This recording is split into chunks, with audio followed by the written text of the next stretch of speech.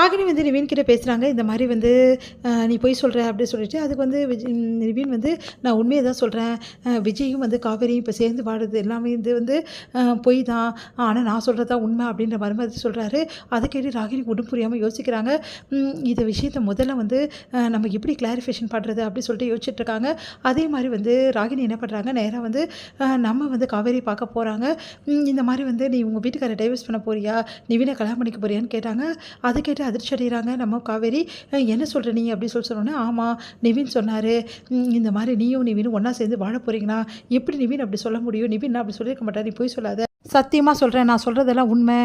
நிவின் வந்து அப்படி தான் சொன்னார், உன் கூட வாழ போகிறேன்னு சொன்னார், அவன் கண்ணில் தெரிஞ்சுது இந்த மாதிரி உன் கூட வாழ போகிற சந்தோஷம் அப்படின்னு அதிர்ச்சி அடைகிறாங்க காவேரி. நீ சொல்கிறது உண்மையான? ஆமாம் நான் சொல்கிறது உண்மைதான்றாங்க. சரி சும்மா நடிக்காத புரியுதா, நீயும் நிவினும் வந்து நல்லா பிளான் போட்டு விஜயை ஏமாற்றி அழகாக வந்து நீங்கள் 2 பேர் சேரத்துக்காக பிளான் பண்ணுறீங்களா, அதில் நடக்கவே நடக்காது, நான் விஜய்கிட்ட கண்டிப்பாக சொல்வேன் அப்படின்னு உடனே காவேரி வந்து நீ விஷயத்துக்கு வாய் பேசாத புரியுதா, அதெல்லாம் ஒன்றுமே கிடையாது, நிவின் ஏன் இப்படி பேசலான்னு எனக்கே தெரியாது, நான் பேசிக்கிறேன் நிவின் கிட்ட அப்படி சொல்லிட்டு போயிடுறாங்க. அடுத்து வந்து இங்கே வந்து என்ன இந்த காவேரி இப்படி சொல்கிறா அப்படின்னு சொல்லிட்டு யோசிக்கிறாங்க ராகினி.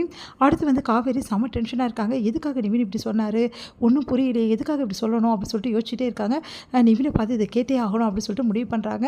அடுத்து வந்து நிவினுக்கு ஃபோன் பண்ணுறாங்க காவேரி, இந்த மாதிரி உங்களை மீட் பண்ணோம் அப்படின்னு சொல்கிறாங்க. சந்தோஷம் தாங்கவே முடியல நிவினுக்கு. உடனே வந்து எங்கே மீட் பண்ணணும், நான் வரேன் அப்படின்னு சொல்லிட்டு வராரு.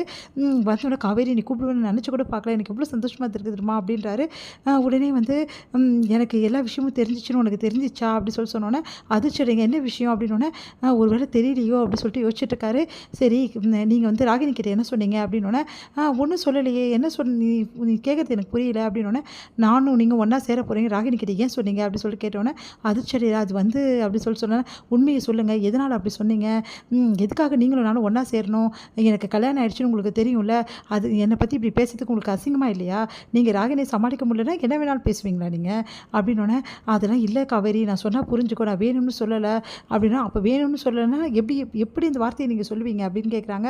அது வந்து விஜய் தான், விஜய் 1000 சொல்லுவாருங்க, உங்களை காத்துருக்க சொன்னாருன்னு சொல்லிட்டு அன்றைக்கி வந்து சொன்னீங்க, இன்றைக்கி வேறு மாதிரி சொல்கிறீங்க, விஜய் என்ன சொன்னாலும் நீங்கள் அதை வந்து எடுத்துப்பீங்களா நீங்கள், இல்லை காவேரி விஜய் வந்து என்கிட்ட நிறைய விஷயங்கள் சொன்னார், நீயும் வந்து விஜயும் வந்து கான்ட்ராக்ட் கல்யாணம் பண்ணியிருக்கீங்கன்னு சொன்னார் அப்படின்னோடனே அதிர்ச்சி அடைகிறாங்க காவேரியால் வந்து தாங்கிக்க முடியல, அப்படியே பார்க்குறாங்க. அது வந்து அப்படி சொன்னோன்னே எனக்கு தெரியும், எல்லா உண்மையும் தெரியும், விஜய் எல்லாத்தையும் என்கிட்ட சொல்லிட்டாரு, இன்னும் கொஞ்ச நாள் நீயும் விஜய் பிரிய போகிறீங்கன்னு சொல்லிட்டாரு, அதுக்கப்புறம் எந்த பிரச்சனையும் இல்லையே காவேரி, அதுக்கப்புறம் நீயும் நானும் கல்யாணம் பண்ணிக்கலாம் அப்படின்னு நினச்சி தான் அப்படின்னு சொன்னோன்னே அதிர்ச்சி அடைகிறாங்க வந்து காவேரி.